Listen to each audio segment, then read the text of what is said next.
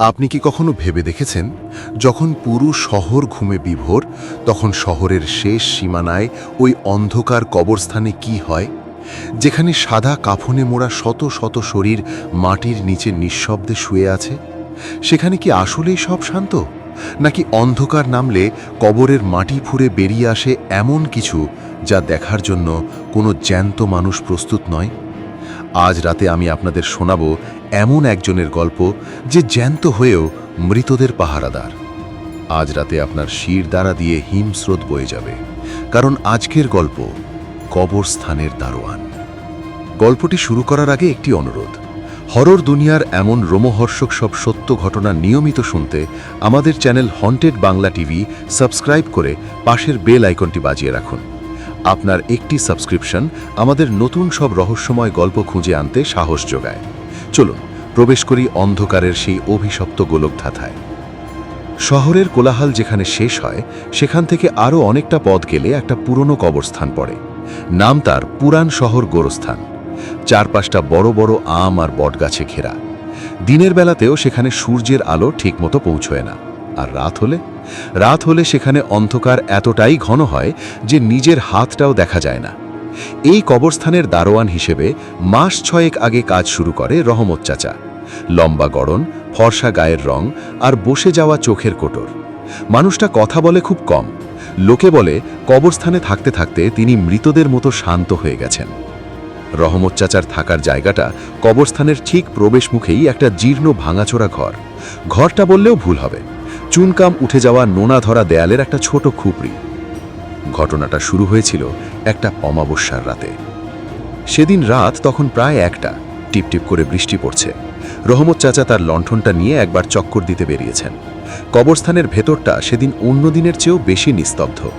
বৃষ্টির শব্দের মাঝেও রহমত চাচা অনুভব করতে পারছিলেন কেউ একজন তার ওপর নজর রাখছে। যখন তিনি 3 নম্বর ব্লকের দিকে যাচ্ছিলেন, হঠাৎ তার কানে এলো একটা অদ্ভুত শব্দ। খচখচ খচখচ, ঠিক যেন কেউ মাটির তলা থেকে নখ দিয়ে কিছু আঁচড়াচ্ছে। রহমত চাচা থমকে দাঁড়ালেন। লণ্ঠনের আলোটা সামনে ধরতেই তার রক্ত হিম হয়ে গেল। তিনি দেখলেন একদম নতুন একটা কবর, যেখানে বিকেলে মাত্র একজনকে দাফন করা হয়েছে।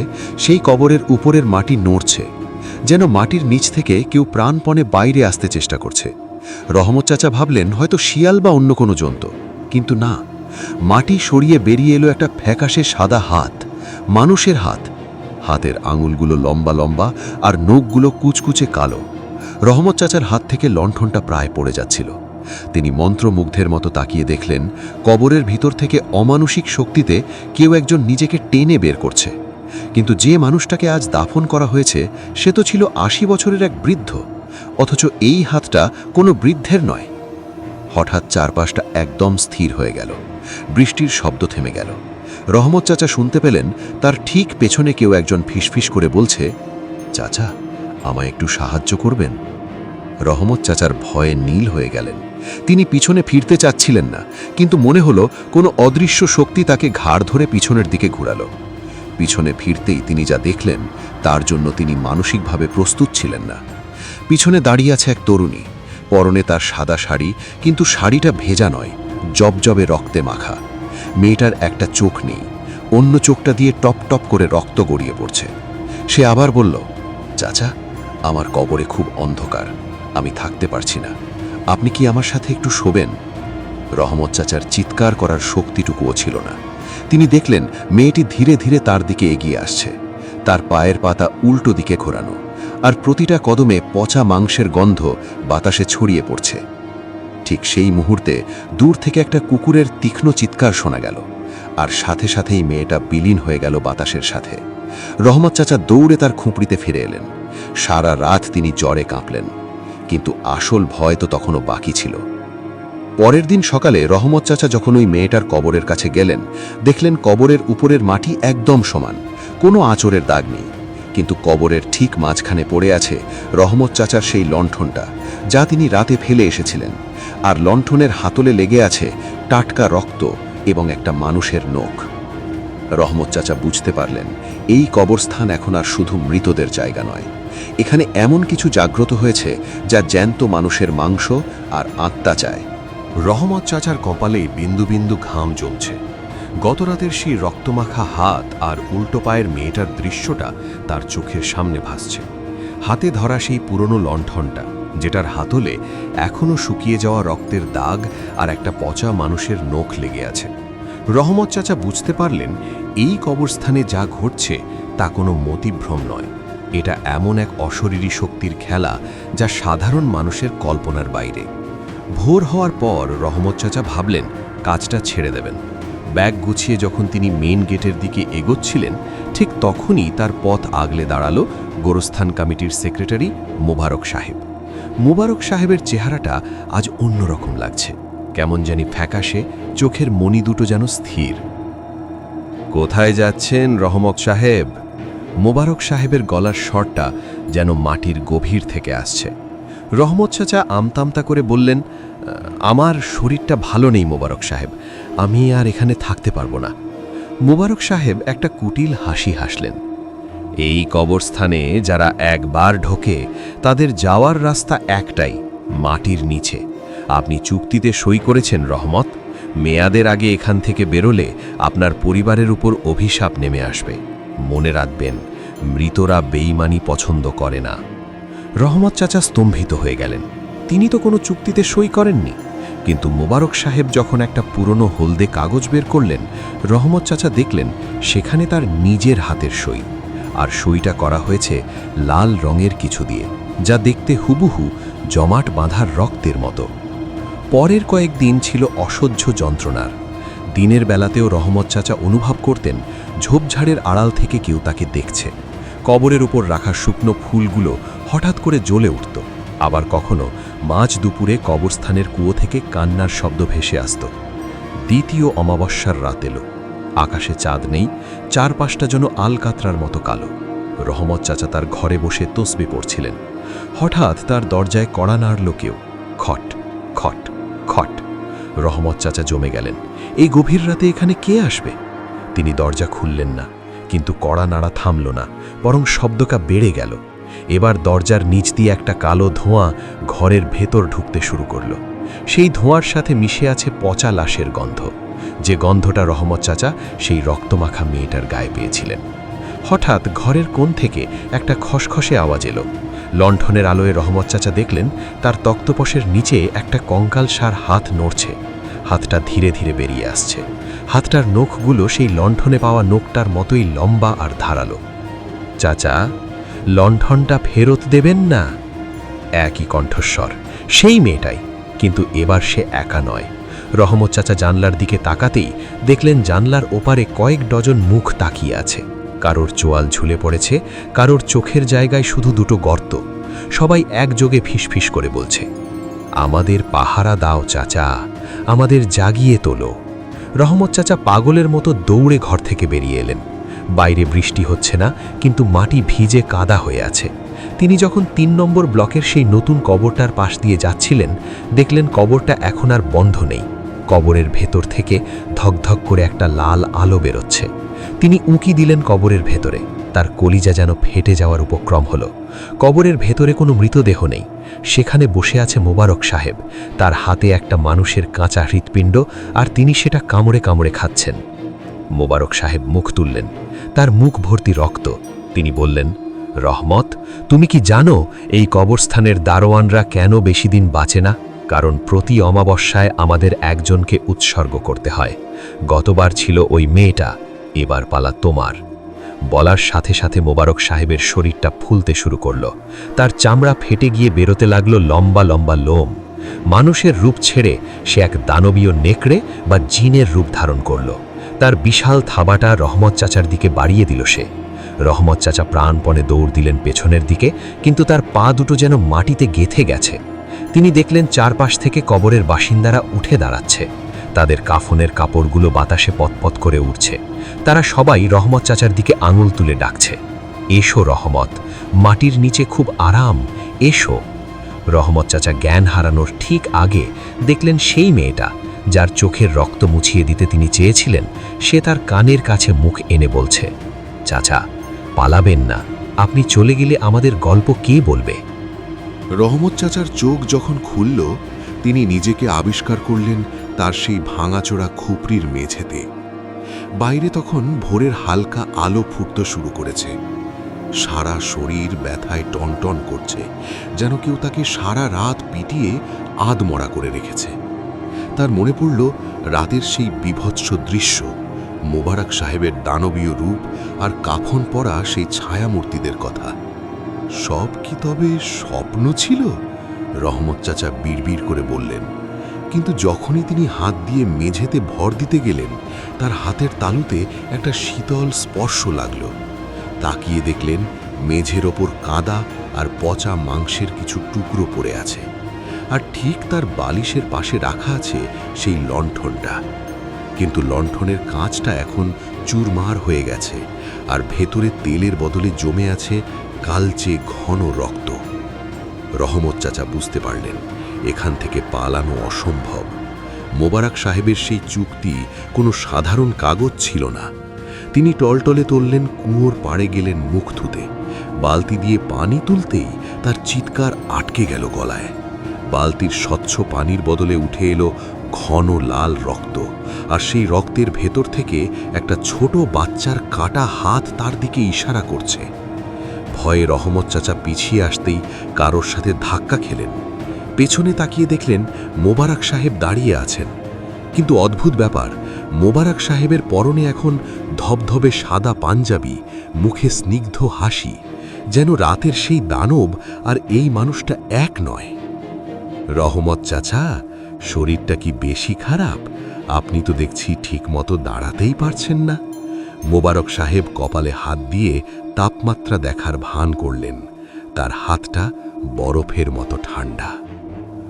রহমত চাচা কাঁপতে কাঁপতে বললেন, আপনি আপনি কাল রাতে ওসব কি করছিলেন? আপনি কি মানুষ নন? মোবারক সাহেব অট্ট হাসি হাসলেন। সেই হাসির শব্দে কবরস্থানের গাছগুলো থেকে শত শত বাদুড় আকাশে উড়াল দিল। মানুষ? মানুষ তো কেবল একটা খোলস রহমত। এই মাটির নিচে যারা আছে তারা সবাই একসময় মানুষ ছিল। এখন তারা আমার প্রজা, আর আপনি হলেন তাদের রক্ষক। তবে মনে রাখবেন, আজ রাতে আপনার জন্য একটা বিশেষ কাজ আছে। 4 নম্বর ব্লকের সেই পুরনো বটগাছটার নিচে একটা কবরের মাটি আলগা করতে হবে আপনাকে। রহমত চাচা প্রতিবাদ করতে চাইলেন, কিন্তু তার গলা দিয়ে কোনো শব্দ বেরোল না। তার মনে হলো তার শরীরের নিয়ন্ত্রণ অন্য কেউ নিয়ে নিয়েছে। তার পা দুটো তাকে টেনে নিয়ে যাচ্ছে 4 নম্বর ব্লকের দিকে। সেখানে গিয়ে দেখলেন সেই পুরনো বটগাছটা, যার ডালগুলো যেন জ্যান্ত সাপের মতো নড়ছে। গাছটার নিচে কোনো নাম ফলকহীন একটা পরিত্যক্ত কবর। সারা দিন রহমত চাচাকে দিয়ে সেই কবরের মাটি খোঁড়ানো হলো। যত নিচে নামছেন তত অদ্ভুত গন্ধ আসছে।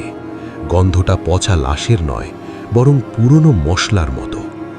মাটি খুঁড়তে খুঁড়তে রহমত চাচার কোদাল হঠাৎ একটা শক্ত কিছুতে আটকালো। তিনি দেখলেন সেটা একটা কাঠের সিন্দুক। সিন্দুকটা খুলতেই তার আত্মা শুকিয়ে গেল।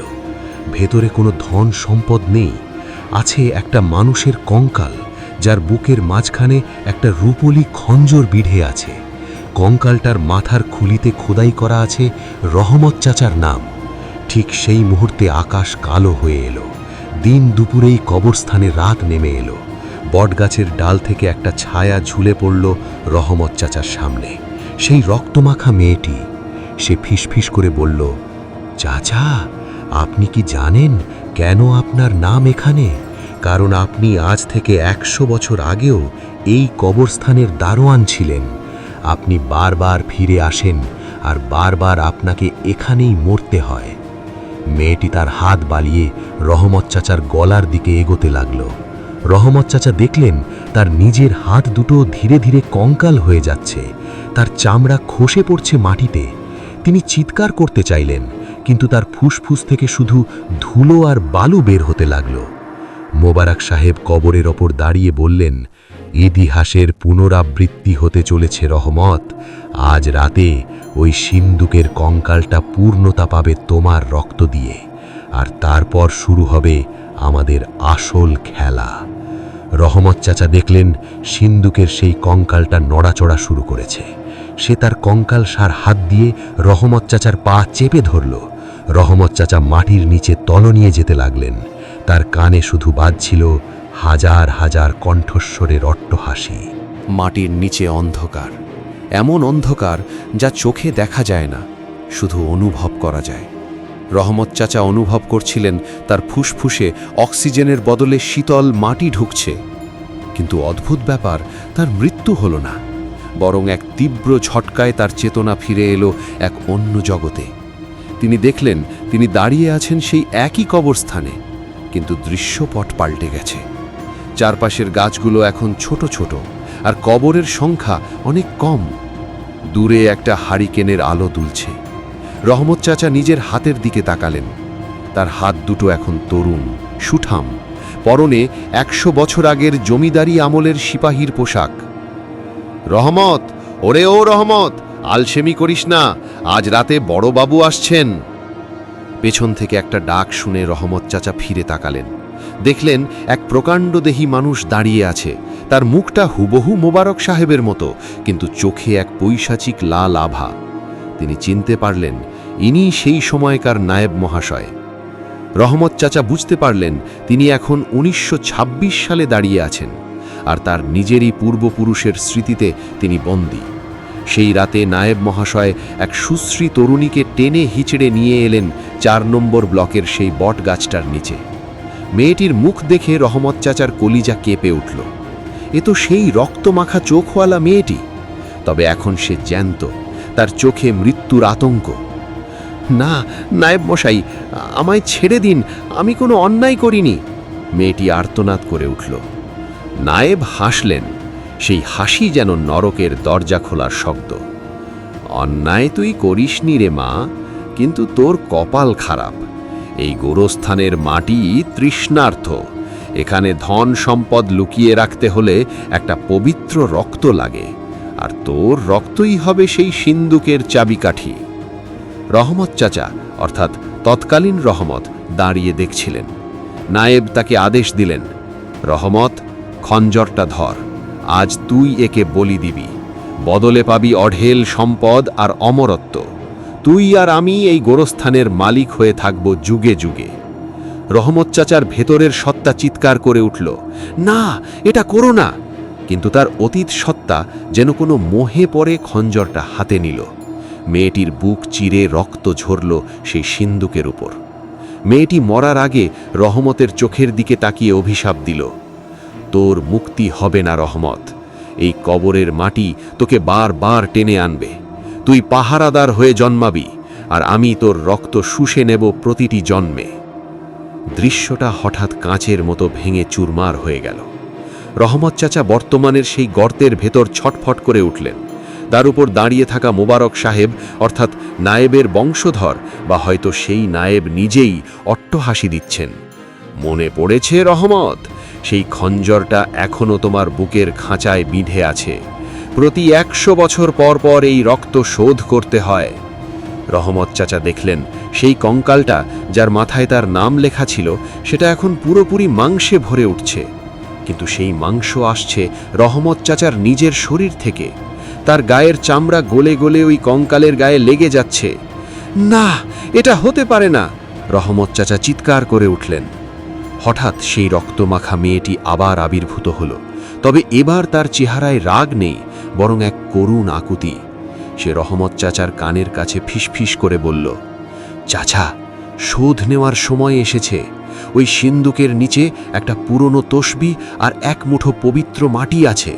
ওটা যদি আপনি মোবারকের গায়ে ছিটিয়ে দিতে পারেন, তবেই এই চক্র ভাঙবে। কিন্তু তার জন্য আপনাকে আপনার নিজের জীবনের মায়া ত্যাগ করতে হবে। মোবারক সাহেব তখন মন্ত্র পড়ছেন। বাতাসের গতি বেড়ে গেছে। কবরস্থানের মৃতদেহগুলো কবর থেকে অর্ধেক বেরিয়ে এসে তালি বাজাচ্ছে। রহমত চাচা শেষবারের মতো শক্তি সঞ্চয় করলেন। তিনি বুঝতে পারলেন অমরত্বের লোভেই তিনি একদাই পাপ করেছিলেন। আজ তাকে সেই পাপের প্রায়শ্চিত্ত করতে হবে। তিনি হাত বাড়িয়ে সিন্দুকের তলদেশ হাঁটাতে লাগলেন। আঙুলে কিছু একটা ঠেকল, ঠান্ডা লোহার মতো কিছু। সেটা তসবি নয়, বরং সেই পুরনো খঞ্জরটা। রহমত চাচা খঞ্জরটা হাতে নিয়ে মোবারকের দিকে তাকালে দেখলেন মোবারকের ছায়াটা মাটিতে নেই, তার বদলে সেখানে একটা কুৎসিত শয়তানের অবয়ব নাচছে। রহমত চাচার হাতে সেই পুরনো খঞ্জর, 100 বছরের পুরনো মরিচা ধরা লোহা, কিন্তু অদ্ভুতভাবে সেটা থেকে একটা নীলচে আভা বের হচ্ছে। মোবারক সাহেব তখন মন্ত্র পড়ছিলেন, তার চোখ দুটো উল্টে গেছে, পুরোটাই সাদা।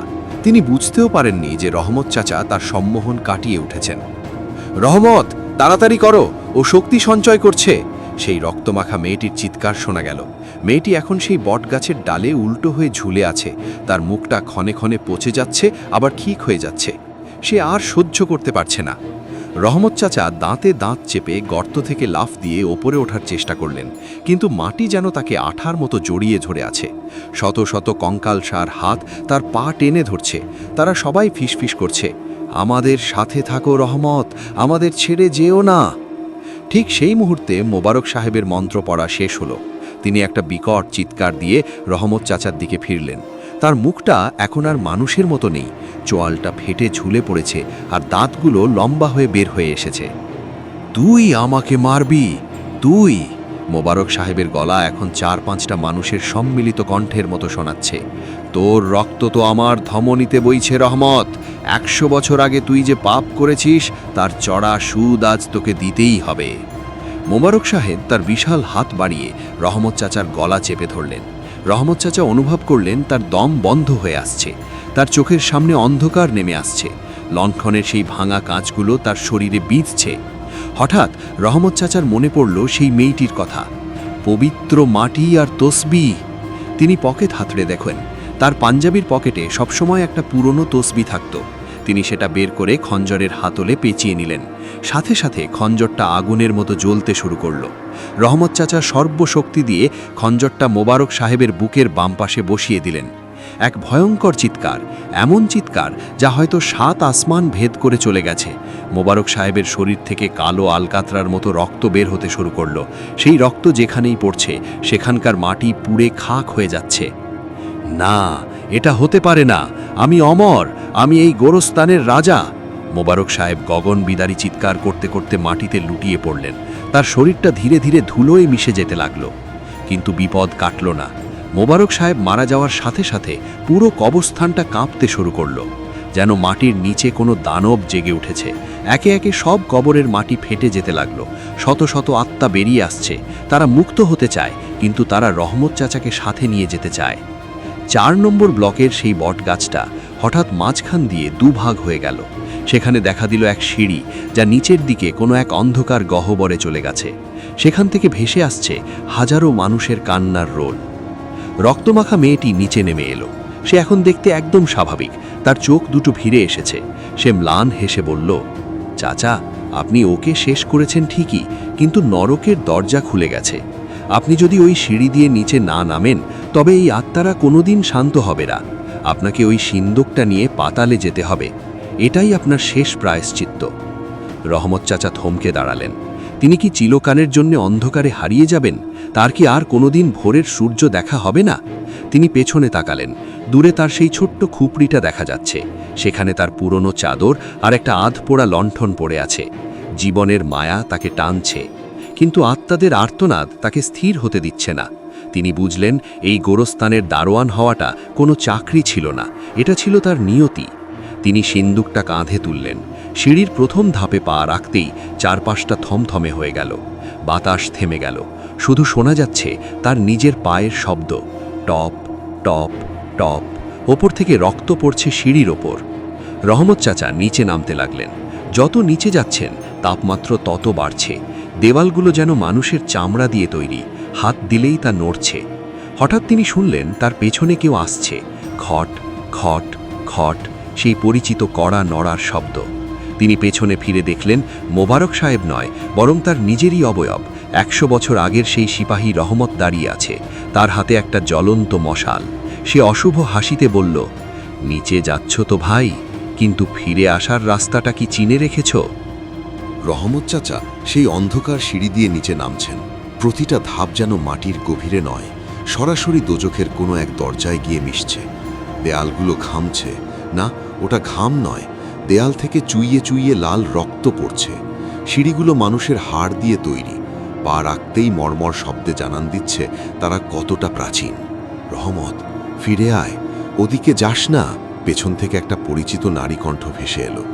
রহমত চাচা থমকে দাঁড়ালেন। এটা তো তার স্ত্রীর গলা, যে স্ত্রী 10 বছর আগে মারা গেছেন। রহমত চাচা পেছনে তাকিয়ে দেখলেন অন্ধকারের ভিতর তার স্ত্রী দাঁড়িয়ে আছেন। তার হাতে একটা থালা, তাতে রহমত চাচার প্রিয় খাবার। অনেক রাত হয়েছে, এবার খেয়ে নাও, স্ত্রী হাসি মুখে বললেন। কিন্তু রহমত চাচা যখন তার পায়ের দিকে তাকালেন, দেখলেন তার স্ত্রীর কোনো পা নেই। কোমরের নিচ থেকে ধোঁয়ার মতো অন্ধকার। রহমত চাচা চোখ বন্ধ করে তসবি পড়তে লাগলেন। তিনি জানতেন এগুলো শয়তানের মায়া। তিনি যখন আবার চোখ খুললেন, দেখলেন সেখানে তার স্ত্রী নেই। দাঁড়িয়ে আছে সেই বিভীষিকাময় কঙ্কালটা, যার মাথায় রহমত চাচার নাম লেখা ছিল। কঙ্কালটা খিলখিল করে হেসে উঠল, আর সেই হাসির শব্দে সিঁড়িটা দুলতে শুরু করল। রহমত চাচা সিন্দুকটা আরও শক্ত করে জড়িয়ে ধরলেন। তিনি সিঁড়ির শেষ প্রান্তে পৌঁছালেন। সেখানে এক বিশাল হলঘর। ছাদ থেকে উল্টো হয়ে ঝুলে আছে হাজার হাজার বাদুড়, কিন্তু কাছে যেতেই বোঝা গেল ওগুলো বাদুড় নয়, মানুষের কাটা মাথা। তাদের চোখগুলো জ্বলছে। হলঘরের মাঝখানে একটা বিশাল আগুনের কুণ্ড, আর সেই আগুনের ওপর বসে আছে একজন, দেখতে হুবহু রহমত চাচার মতো, কিন্তু তার গায়ের চামড়া পুড়ে কয়লা হয়ে গেছে। সেই হলো আদি রহমত, যে 100 বছর আগে সেই পাপ করেছিল। অবশেষে তুই এলি। আদি রহমত আগুনের ভেতর থেকে উঠে এলো। তুই ভেবেছিস ওই খঞ্জর দিয়ে মোবারককে মারলেই সব শেষ? মোবারক তো ছিল শুধু একটা পুতুল। আসল শয়তান তো আমিই তোকে বারবার এই গোরস্থানে টেনে এনেছি, যাতে তোর শরীরটা আমি দখল করতে পারি। আদি রহমত তার লম্বা নখওয়ালা হাত বাড়িয়ে রহমত চাচার দিকে এগোতে লাগল। তার প্রতিটি পদক্ষেপে চারপাশের কাটা মাথাগুলো চিৎকার করে উঠছে। রহমত চাচা দেখলেন তার হাতের সেই খঞ্জরটা ধীরে ধীরে কালো হয়ে যাচ্ছে। তসবিটা ছিঁড়ে মেঝেতে পড়ে গেল। তোর কোনো শক্তি নেই রহমত, তুই আমারই এক টুকরো ছায়া। আদি রহমত অট্টহাসি হাসল। ঠিক সেই সময় সেই রক্তমাখা মেয়েটি আবার উদয় হলো। এবার সে এক অদ্ভুত জ্যোতিতে ঘেরা। সে রহমত চাচার কানে কানে বলল, চাচা, আপনার নিজের জীবনের মায়া ত্যাগ করুন। ওই সিন্দুকের ভেতরে শুধু হাড় নেই, ওখানে আপনার 100 বছর আগের করা সেই পাপের সাক্ষী আছে। সিন্দুকটা আগুনের কুণ্ডে ফেলে দিন, তাহলেই এই দোজকের দরজা চিরতরে বন্ধ হয়ে যাবে। কিন্তু সিন্দুকটা আগুনের কুণ্ডে ফেলা মানে রহমত চাচার নিজের আত্মারও বিনাশ। তিনি কি চিরকালের জন্য নিঃশেষ হয়ে যাবেন? আদি রহমত তাকে প্রলোভন দেখাতে লাগল। সিন্দুকটা আমাকে দে রহমত, আমি তোকে এই গোরস্থানের সম্রাট বানিয়ে দেব। তুই কোনোদিন মরবি না, মানুষের মাংস আর রক্ত খেয়ে তুই 1000 বছর বেঁচে থাকবি। রহমত চাচা তার জীবনের সব স্মৃতি মনে করলেন।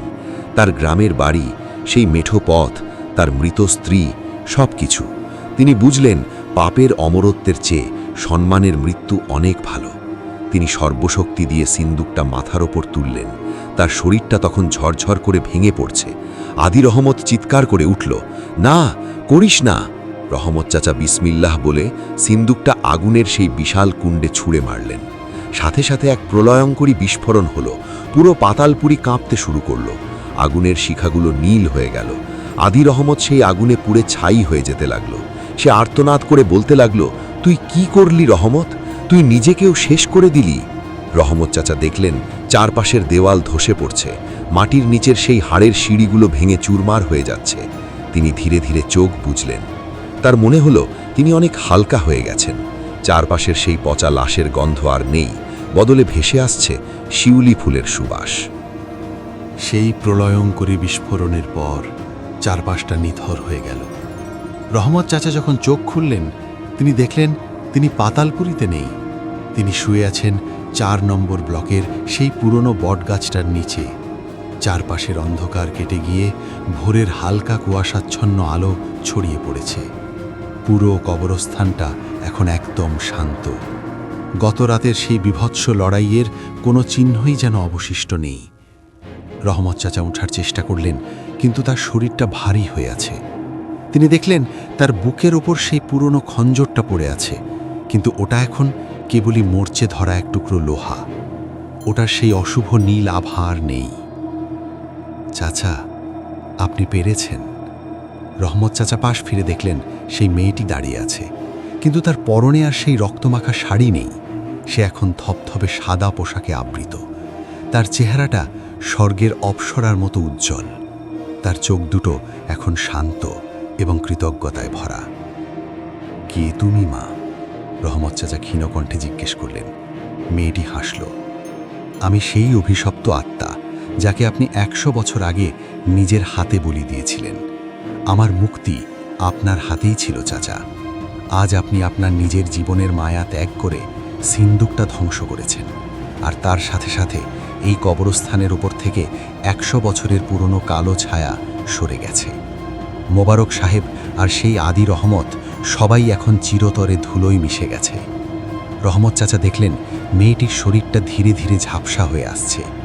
সে আকাশের দিকে হাত বাড়িয়ে বলল, আপনার ডিউটি শেষ হয়েছে চাচা, এবার আপনার ফেরার সময়।